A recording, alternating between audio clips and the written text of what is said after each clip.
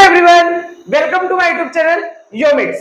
तो आज के वीडियो में मैं आपको बायोलॉजी का चैप्टर वाइज वेटेज एनालिसिस बताने वाला हूं। एमएचसीटी 2024 के लिए कौन सा चैप्टर अपने को पहले पढ़ना चाहिए, कौन से ज्यादा इंपॉर्टेंट चैप्टर है, वो सब आपको पता चलेगा। कैसे पीसीबी में ज्यादा से ज्यादा परसेंटाइल स्कोर करें वो भी आपको पता चलेगा। पीसीबी के जो सेट पीसीबी का जो पेपर होता है उसमें पीसी में कितना ज्यादा परसेंटाइल लाने के लिए कितने क्वेश्चंस आने चाहिए और बायो में कितने आने चाहिए ज्यादा से ज्यादा स्कोर करने के लिए, सब पूरा डिटेल में मैं एनालिसिस करके आपको बताने वाला हूँ। ये वीडियो जो है 5 या 10 मिनट का रहेगा, तो आप प्लीज वीडियो को पूरा देखो। एट द एंड आपको लगेगा कि आपका प्रॉफिट ही हुआ है। ठीक है, तो आप चैनल को सब्सक्राइब कर दो, बेल नोटिफिकेशन बटन दबा दो, साथ में वीडियो को लाइक भी कर दो और कमेंट भी कर दो। ठीक है, और ये जो भी मैं यहाँ बताने वाला हूँ उसका आपको जो पीडीएफ है वो मिल जाएगा। व्हाट्सएप लिंक और टेलीग्राम लिंक मैंने डाला हुआ है योमेट्स का, तो आप उस पर जाके पीडीएफ डाउनलोड भी कर सकते हो। साथ में सबसे इंपॉर्टेंट एक बात, जो केमिस्ट्री का चैप्टर वाइज मैंने लास्ट ईयर का एमएचसीटी 2023 का पूरा चैप्टर वाइज मैंने डाला है, सारे फेसेस के क्वेश्चन सॉल्व करके विद पीडीएफ। ठीक है, तो आप जाके प्लेलिस्ट में एक एक वीडियो देख के पूरा कर सकते हो। क्यों? क्योंकि आपको भी पता है कि जो भी एमएचसीटी में केमिस्ट्री का पेपर होता है ऑलमोस्ट 70% तो सेम और सिमिलर आता है। ठीक है, तो अगर उतना भी आपने कर लिया तो आपके केमिस्ट्री में 70% एमसीक्यू तो गारंटीड राइट हो जाएंगे। हाँ, मैं मजाक नहीं कर रहा हूँ, सही बोल रहा हूँ। आप वहां जाके एक एक लेक्चर देखो, आपको समझ में आ जाएगा। मैं अपना इंट्रोडक्शन दे देता हूँ। मेरा नाम योगेश कुमार है, मैं 4th ईयर एमबीबीएस स्टूडेंट हूँ from government medical college Jalgaon.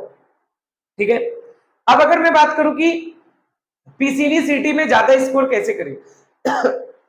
PCB सीटी जो होता है इसमें अगर मैं बात करूं तो पीसी में पीसी मतलब टोटल 100 मार्क्स का होता है और 100 मार्क्स का बायो होता है। ठीक है, और बायो के 100 क्वेश्चन होते हैं और पीसी के पी के 50 और सी के 50। तो अगर आपने पीसी में फिजिक्स में मान लीजिए 50 में से इवन 25 क्वेश्चन भी राइट कर दिया तो आपको फिजिक्स में 99 परसेंटाइल आ जाएगा। क्यों? क्योंकि परसेंटाइल जो होता है वो नंबर ऑफ स्टूडेंट पे डिपेंड करता है। तो ऑलमोस्ट सारे स्टूडेंट फिजिक्स जो पीसीबी के स्टूडेंट्स होते हैं ना, फिजिक्स में ऑलमोस्ट 25-30 क्वेश्चन ही राइट करते हैं। तो आपको फिजिक्स में सिर्फ 25-30 राइट करना, आपके 99 परसेंटाइल आ जाएंगे। वही सेम चीज केमिस्ट्री में भी है। केमिस्ट्री में आपको 50 में से 30-35 अगर आपने राइट कर दिया तो आपके केमिस्ट्री में भी 99 परसेंटाइल आ जाएगी। बट बायो का पेपर बहुत इजी आता है, वहां कंसर्न है अगर आपको बायो में अच्छा परसेंटाइल चाहिए 99 या 99 प्लस चाहिए तो एटलीस्ट आपको 70 से 80 क्वेश्चंस राइट करना पड़ेगा। क्योंकि मोस्ट ऑफ द स्टूडेंट ऐसे होंगे जो 70 से 80 क्वेश्चन राइट करेंगे। क्योंकि बायो पूरा टेक्स्ट बुक से आता है, एकदम इजी आता है, साइंटिस्ट का नेम आता है, एग्जाम्पल आता है, बहुत छोटा सा कॉन्सेप्ट और थ्योरी आता है। तो अगर स्टूडेंट ने एक भी बार अच्छे से पढ़ा है या 12वीं में भी एक भी बार अच्छे से पढ़ा है तो वो भी उसको सही कर सकता है। तो बायो में एटलीस्ट आपको 70 to 80 क्वेश्चंस का टारगेट रखना है और फिजिक्स और केमिस्ट्री में आपको मैं बोलता हूँ कि 60 टारगेट रखना है। मतलब कि ओवरऑल आपको 130-140 मार्क्स, अगर 140 मार्क्स तक आप अगर रीच कर रहे हो पीसीबी सीटी में तो आपके 99 परसेंटाइल आराम से बनते हैं और आप कर भी सकते हो। बायो का करने का स्ट्रेटेजी क्या होता है? एकदम सिंपल है। बायो एकदम सिंपल क्वेश्चन आते हैं, 100 में से 20-30 सिर्फ एग्जांपल से आता है। आप बस एक बार चैप्टर रीड करो और उसी चैप्टर के एमसीक्यू सॉल्व करो। इससे ज्यादा आपको कुछ भी नहीं करना है। ठीक है, मैं आपको दिखाता हूं आपको कौन सा बुक लेना है। देखो, आप टारगेट का ये बुक ले लो पीसीबी का, इसमें सारे 12 फेसेस के बायो के जो भी एमसीक्यूज है 100 एमसीक्यू है, तो मुश्किल से 1200 एमसीक्यूज है। यही 1200 एमसीक्यू आप चैप्टर रीड करो, उसके बाद सॉल्व करो चैप्टर वाइज, चैप्टर रीड करो सॉल्व करो, चैप्टर रीड करो सॉल्व करो। इतना भी अगर आपने प्रैक्टिस कर लिया और वो कॉन्सेप्ट्स आपने एक दो बार रीडिंग कर लिया तो आपका सफिशिएंट है। 70 to 80 एमसीक्यूज आप गारंटीड राइट कर सकते हो। समझा क्या आपको? ठीक है, तो अब मैं आपको चैप्टर वाइज भी वेटेज बता देता हूं। देखो, बायो में बहुत ही अनइवन डिस्ट्रीब्यूशन है, बहुत ज्यादा अनइवन डिस्ट्रीब्यूशन है। टोटल अगर बायो में बात करें तो 100 क्वेश्चंस होते हैं।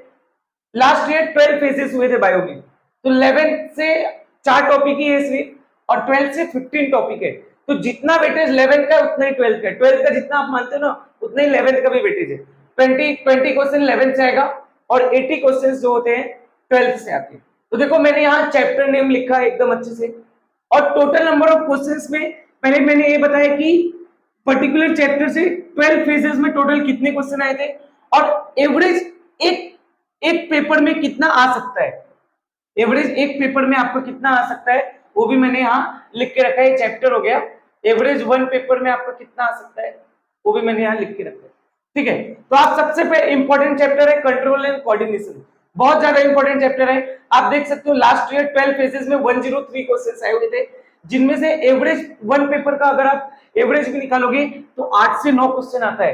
किसी किसी पेपर में 9 आए, किसी किसी पेपर में 8 क्वेश्चन आए, बहुत ज्यादा इंपॉर्टेंट, और खासकर इसका हार्मोनल पार्ट मोस्ट इंपॉर्टेंट। ठीक है, आपके जबान पे होना चाहिए सब कुछ। नेक्स्ट है रेस्पिरेशन एंड सर्कुलेशन, बहुत ही ह्यूमन एनाटॉमी का पार्ट है। तो ह्यूमन एनाटॉमी में बच्चों को जनरली थोड़ा सा अच्छा लगता है उन्हें, तो ये चैप्टर आप अच्छे से पढ़ सकते हो और अच्छा खासा स्कोर कर सकते हो। इससे भी लास्ट ईयर 12 फेजेस में टोटल 94 क्वेश्चंस आए हुए हैं। 94 क्वेश्चंस मतलब अप्रोक्सीमेटली हर पेपर में 8 क्वेश्चन आए हुए हैं। खाली 2 पेपर ऐसे थे जिनमें 7-7 क्वेश्चन आए। समझा क्या आपको? ठीक है, तो इन दोनों चैप्टर तो आपको सबसे पहले करना चाहिए, प्रेफरेंस दो आप। ठीक है, नेक्स्ट आता है reproduction in lower and higher plants. देखो रिप्रोडक्शन तो वैसे भी इंपॉर्टेंट है, चैप्टर वाइज भी देखे और वैसे भी। तो लास्ट ईयर 12 फेजेस में 73 एमसीक्यूज आए हुए इस चैप्टर से, तो मतलब कि 6 एमसीक्यूज पर पेपर फिक्स आता है, 6 एकदम फिक्स है। उसी तरह reproduction in lower and higher animals, उसमें भी 72 एमसीक्यूज आए हुए हैं लास्ट 12 पेजेस में, तो इसमें भी एवरेज अगर वन पेपर का निकाले तो 6 एमसीक्यू फिक्स है। वैसे भी इनमें ह्यूमन रिप्रोडक्शन इसमें आता है, तो पढ़ने में भी इंटरेस्ट आता है और बहुत जल्दी कंप्लीट भी हो जाता है। समझा क्या? तो देखो ये 4 चैप्टर भी अगर आपने फटाफट कर लिया है, थोड़ा सा इसको टाइम दिया है, तो आपके ऑलमोस्ट 30 क्वेश्चंस तो बस ये 4 चैप्टर से राइट हो जाएंगे। इसको 3-4 बार रिवीजन करो, आपको रिवीजन मल्टीपल टाइम करना है, सिर्फ chapter number of chapter complete करने पे मत भागो, उनको रिवीजन पे भी टाइम दो। इन चैप्टर्स को थोड़ा अच्छे से रिवाइज करो, इनके क्वेश्चंस प्रीवियस ईयर के लास्ट ईयर के अच्छे से सॉल्व करो। नेक्स्ट आता है इनहेरिटेंस एंड वेरिएशन। ठीक है, तो जेनेटिक्स की बात करूं इस चैप्टर की, तो लास्ट ईयर टोटल इससे 65 क्वेश्चंस आए हुए, तो मैं बोल सकता हूं कि किसी किसी चैप्टर में किसी किसी पेपर में 5 आए, तो किसी किसी पेपर में 6 क्वेश्चंस आए हुए हैं इस चैप्टर से। उसी तरह नेक्स्ट चैप्टर की बात करूं, मॉलिक्यूलर बेसिस ऑफ इनहेरिटेंस बोलो, या उसके नीचे प्लांट वाटर रिलेशन बोलो, या उसके नीचे इनहांसमेंट ऑफ फूड प्रोडक्शन, आप देख सकते हो इनसे ऑलमोस्ट सिमिलर एमसीक्यूज आए। 12 फेसेस में देखोगे तो इससे 65, इससे 63, इससे 63, मतलब ऑलमोस्ट 5 से 6 क्वेश्चन इन चैप्टर से आते ही हैं। देखो प्लांट वाटर रिलेशन एकदम इजी है, सारे हार्मोन्स आपको प्लांट हार्मोन्स एकदम अच्छे से पढ़ने, साथ में इनहांसमेंट ऑफ फूड प्रोडक्शन में आपको एग्जांपल्स एकदम रटे हुए होने चाहिए, बिकॉज एग्जांपल यहीं से आते हैं। मतलब मैं बोल सकता हूँ 5-6 एमसीक्यू में ना हर पेपर में 3 से 4 तो सिर्फ एग्जांपल्स होते हैं। नेक्स्ट बात करते हैं plant growth and mineral nutrition.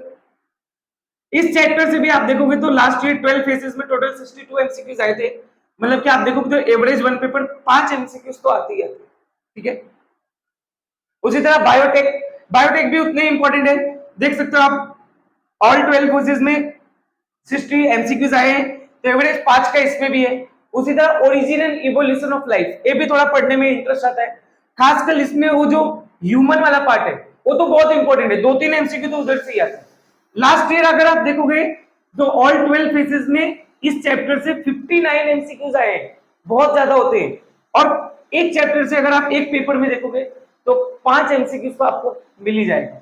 ठीक है, नेक्स्ट बात करते हैं थोड़ा सा इसका इन्वायरमेंटल चैप्टर्स के जो है, इकोसिस्टम एंड एनर्जी फ्लो से लास्ट ईयर 54 एमसीक्यूज आए हुए हैं, मतलब हम बोल सकते हैं कि किसी किसी पेपर में 4, किसी किसी पेपर में 5 क्वेश्चन फिक्स आपको इस चैप्टर से भी दिखा था। ठीक है, नेक्स्ट अगर मैं बात करूं तो